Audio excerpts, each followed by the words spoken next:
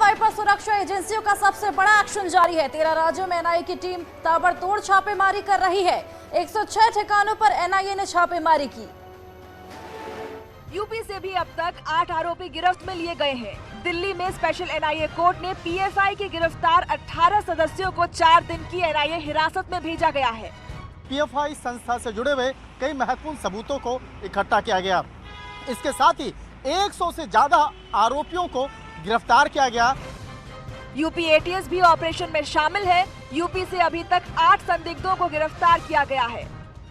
देखिए, पीएफआई जैसा संगठन अगर वो देश विरोधी गतिविधियों में शामिल है तो भारतीय जनता पार्टी की सरकार को बताना चाहिए कि इस पे आज तक प्रतिबंध क्यों नहीं लगाया सरकार द्वारा। एजेंसियों द्वारा जो लगातार छापेमारी की जाती है, उन छापेमारी में क्या मिलता है ये। राष्ट्रीय स्वयं सेवक संघ प्रमुख मोहन भागवत ने ऑल इंडिया इमाम ऑर्गेनाइजेशन के प्रमुख डॉक्टर उमर अहमद इलियासी से मस्जिद में जाकर मुलाकात की।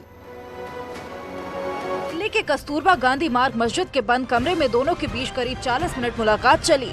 किसी मुस्लिम धार्मिक संगठन के प्रमुख से आरएसएस चीफ की मस्जिद में ये पहली मुलाकात है।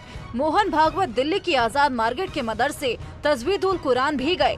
मुलाकात को लेकर उमर इलियासी ने कहा कि आरएसएस चीफ का यहां आने से एक अच्छा संदेश जाएगा। इस दौरान इलियासी ने मोहन भागवत को राष्ट्रपिता और राष्ट्र ऋषि बताया।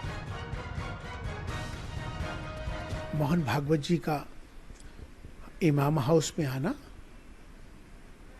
मैंने उनको जाती निमंत्रण दिया था। मेरे जाती निमंत्रण पर वो यहाँ मेरे से मिलने के लिए आए। मुझे इस बात की खुशी है कि हमारे देश के राष्ट्रपिता, राष्ट्र ऋषि श्री मोहन भागवत जी का हमारे यहाँ आना, यही एक संदेश है कि हम सब एक हैं, हमें सबको मिलकर रहना चाहिए। प्रयागराज में फीस बढ़ोतरी के खिलाफ प्रदर्शन कर रहे छात्रों ने जमकर हंगामा किया। इलाहाबाद सेंट्रल यूनिवर्सिटी में फीस बढ़ोतरी के खिलाफ छात्रों का प्रदर्शन देखने को मिला। छात्रों का हंगामा उस वक्त बढ़ गया जब कुछ छात्रों ने छात्र संघ भवन के मेन गेट का ताला तोड़ डाला।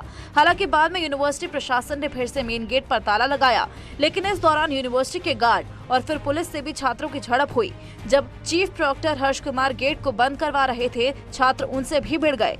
छात्रों और चीफ प्रॉक्टर में तीखी नोकझोंक हुई। छात्र गेट को खोलने पर अड़े थे। बाद में चीफ प्रॉक्टर भी खुद के साथ हुई बदतमीजी से नाराज होकर वहीं पर धरने पर बैठने की धमकी देने लगे।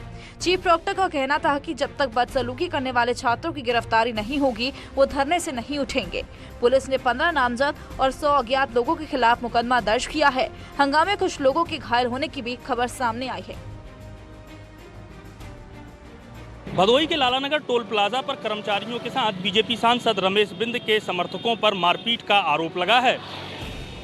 भदोही में एक टोल प्लाजा पर सांसद के समर्थकों पर टोल कर्मचारियों के साथ मारपीट का आरोप लगा है। सीसीटीवी फुटेज में बीजेपी सांसद रमेश बिंद के काफिले की गाड़ियां टोल प्लाजा पर रुकी दिखाई दे रही हैं। इस दौरान ऑटोमेटिक बूम बैरियर एक गाड़ी के सामने गिर गया, जिसके बाद हुई बहस ने तीखा मोड़ ले लिया और सांसद के साथ चल रहे समर्थकों ने टोल प्लाजा के कर्मचारियों के साथ मारपीट की। आरोप है कि पूरी घटना के दौरान सांसद रमेश बिंद भी गाड़ी में मौजूद थे। पूरा मामला भदोही के लालानगर टोल प्लाजा का बताया जा रहा है। वहीं पुलिस ने इस मामले में शिकायत दर्ज कर ली है और मामले की जाँच शुरू कर दी है। वाराणसी में ज्ञानवापी मामले में मुस्लिम पक्ष की मांग कोर्ट ने खारिज की है। मुस्लिम पक्ष ने 8 हफ्ते का वक्त मांगा था। हिंदू पक्ष ने ज्ञानवापी में कथित शिवलिंग की कार्बन डेटिंग की मांग की थी। कोर्ट ने हिंदू पक्ष की इस मांग पर वाराणसी जिला और सेशन जज ने मुस्लिम पक्ष को नोटिस जारी कर निर्देश दिया है कि वो याचिका पर यदि कोई आपत्ति हो तो दर्ज कराएं। हिंदू पक्ष के वकील का कहना है कि 1991 का उपासना अधिनियम उनके पक्ष में है, क्योंकि 15 अगस्त 1947 को इस जगह का धार्मिक स्वरूप एक हिंदू मंदिर का था। मुस्लिम पक्ष इसे फव्वारा बता रहा है। एक स्वतंत्र निकाय को इसकी जांच और पता लगाना है। ऐसे में कार्बन डेटिंग की मांग के लिए एक आवेदन दाखिल किया गया है। मुस्लिम पक्ष ने आज अपना जवाब इस केस में दाखिल कर दिया, जिसे रिटर्न स्टेटमेंट कहते हैं, कोर्ट के लास्ट ऑर्डर की कंप्लायंस में। पहली बात। दूसरी बात, जो ऑर्डर 1 रूल 10 की एप्लीकेशन आई थी, कोर्ट ने उस पर, हमने अपनी आपत्ति दी और लोगों ने भी अपनी आपत्ति दी है। कोर्ट ने उस सारी आपत्ति के निस्तारण के लिए, डिस्पोजल के लिए इसको 29 तारीख को लगाया। तीसरी बात, जो हमने एप्लीकेशन दी थी कार्बन डेटिंग की, उस कार्बन डेटिंग की एप्लीकेशन पे माननीय न्यायालय ने नोटिस जारी किया है। मुस्लिम पक्षकारों से जवाब मांगा है और 29 तारीख को उस एप्लीकेशन के निस्तारण के लिए लगाया। साध्वी ऋतंबरा लंदन में अपना दौरा कैंसिल होने पर लौट आई हैं। उनका आरोप है कि जब वो अमेरिका दौरे पर थी तब कुछ मुस्लिम संगठनों ने जगह जगह विरोध प्रदर्शन किया। ब्रिटेन में मंदिर परिसर पर हमले के बाद साध्वी ऋतंबरा को लंदन का भी ट्रांजिट वीजा नहीं मिला और वो अमेरिका से सीधे भारत लौट आए। अमेरिका में भी उनके प्रोग्राम रद्द करने की कोशिश की गई।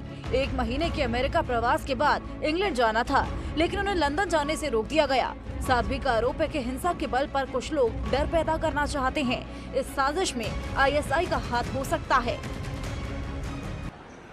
देखिए, ये तो जग जाहिर है, कुछ हिंसक ताकतें हैं जो हिंसा के बल पर भय पैदा करना चाहते हैं समाज में। को लगता है कि दुर्गा भवन मंदिर में जिस तरह से हमला किया गया उसमें पाकिस्तान और ISI का हाथ है। अब ये तो जानकारी गवर्नमेंट को लेनी पड़ेगी कि उसमें किसका हाथ है। ये तो वहाँ की गवर्नमेंट को देखना पड़ेगा। रामपुर में जौहर यूनिवर्सिटी से मिली रोड क्लीनर मशीन के मामले में पुलिस ने बड़ा खुलासा किया है। 2013 में हुए कुंभ के मेले के लिए रोड क्लीनर मशीन नगर पालिका ने जौहर यूनिवर्सिटी को दी थी। दरअसल यूनिवर्सिटी के जांच के दौरान गड्ढे के अंदर से मिली थी रोड क्लीनर मशीन। जांच के बाद पुलिस ने बड़ा खुलासा किया। पुलिस का कहना है कि नगर पालिका ने 2013 में ये मशीन दी थी। अभी तक जो आ रहा है ये कुंभ के मेले से खरीदी हुई मशीनें हैं जो हर जिले को दी गई थी, नगर निगम को और नगर पालिकाओं को सफाई के लिए। तो अभी यही है, इसमें खाली इसके जो नंबर हैं वो देखें, जिस पे चेसिस नंबर जो पड़े हुए हैं उनके आधार पर ट्रेस हो जाए। वहीं पिछले 3 दिन में जौहर यूनिवर्सिटी में दीवारें तोड़कर पुलिस किताबें और फर्नीचर बरामद कर चुकी है। पुलिस का दावा है कि किताबें और फर्नीचर दूसरी यूनिवर्सिटी से चुरा कर लाया गया था, जिसे जौहर यूनिवर्सिटी के कैंपस में दीवारों के पीछे छिपा दिया गया था। कानपुर में एक पिटबुल डॉग ने गाय पर हमला कर दिया। पिटबुल डॉग ने गाय के जबड़े को पकड़कर बुरी तरीके से नोच दिया। कानपुर में एक पिटबुल डॉग ने गाय पर हमला कर दिया। पिटबुल ने गाय के जबड़े को पकड़कर बुरी तरह नोच डाला। घटना सरसैया घाट की है। बताया जा रहा है कि पिटबुल कुत्ता एक पुजारी का था, जो वीडियो में कुत्ते की पकड़ से गाय को छुड़ाता हुआ नजर आ रहा है। काफी मशक्कत और डंडे से पीटने के बाद पिटबुल ने गाय के जबड़े को छोड़ा। इससे पहले भी यूपी के कई शहरों में पिटबुल के हमले सामने आ चुके हैं। वीडियो में दिख रही गाय के घायल होने की भी बात कही जा रही है। वहीं खास बात यह है कि इतने खतरनाक कुत्तों को लेकर कई बार जारी हो चुकी गाइडलाइंस के बावजूद क्यों ऐसे मामले बार बार सामने आते हैं। प्रधानमंत्री मोदी ने बद्रीनाथ और केदारनाथ धामों में चल रहे कामों की आज समीक्षा की। ड्रोन कैमरों की मदद से आज प्रधानमंत्री मोदी ने दोनों ही धामों को देखा। प्रधानमंत्री मोदी ने केदारनाथ और बद्रीनाथ में चल रहे विकास कार्यों की वर्चुअल समीक्षा की। इस समय मास्टर प्लान के तहत चल रहे काम का जायजा लिया। वहीं केदारनाथ में पुनर्निर्माण कार्यों का भी पीएम मोदी ने जायजा लिया। करीब 1.5 घंटे तक चली समीक्षा मीटिंग में सीएम पुष्कर धामी भी देहरादून से जुड़े रहे। समीक्षा मीटिंग के बाद सीएम पुष्कर सिंह धामी ने कहा कि प्रधानमंत्री ने केदारनाथ और बद्रीनाथ के काम को देखा। सीएम ने कहा कि इस बार बहुत तेजी से काम हुआ है और दिसंबर 2023 तक काम पूरा करने का टारगेट है। इसके साथ ही सीएम ने कहा कि उन्होंने पीएम मोदी से स्थलीय निरीक्षण करने का अनुरोध किया है और जल्द पीएम मोदी उत्तराखंड भी आ सकते हैं।